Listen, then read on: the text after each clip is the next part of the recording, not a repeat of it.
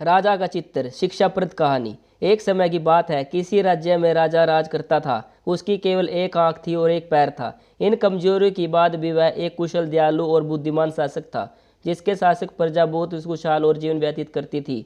एक दिन राजा अपने महल में टहल रहा था। अचानक उसकी दृष्टि महल की दीवार पर लगे चित्रों पर पड़ी। वे चित्र उसके पूर्वज के थे। उन चित्रों को देखकर राजा के मन में विचार आया कि भविष्य में जब उसके उत्तराधिकारी होंगे तो वे भी उनके चित्रों को देखेंगे। राजा का चित्र अब तक उस दीवार पर नहीं लगा था। सभी सारी अक्षमताओं के कारण वह जनता से नहीं, उसका चित्र केवल दिखेगा।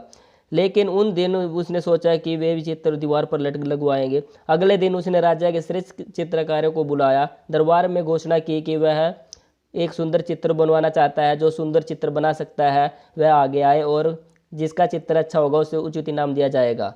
दरबार में उपस्थित चित्रकार अपनी कला में निपुण थे, लेकिन राजा की घोषणा सुनने के बाद सोचने लगे कि वह ऐसा कौन चित्र बनाएगा जिससे राजा खुश होगा। चित्र सुंदर नहीं दिखा तो वह उसे मार सकता है। यह विचार किसी के आगे आने का साहस न दे सका। सब कोई अपना बहाना बनाकर वहां से चले गए।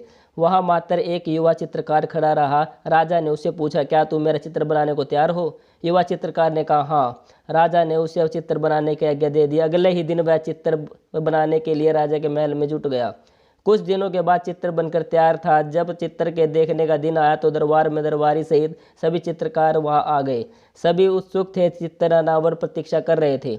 जब चित्र का अनावरण हुआ तो राजा सहित सबके मुंह खुले खुले रह गए। चित्र बहुत ही सुंदर बना हुआ था। दोनों तरफ पैरों के कोड़े बैठे हुआ था। जो कमरे के चित्र को दिख किया था उसमें एक राजा के पैर नजर आ रहा था। निशाना साध रहा था। काने होने की कमजोरी छुपा गई थी।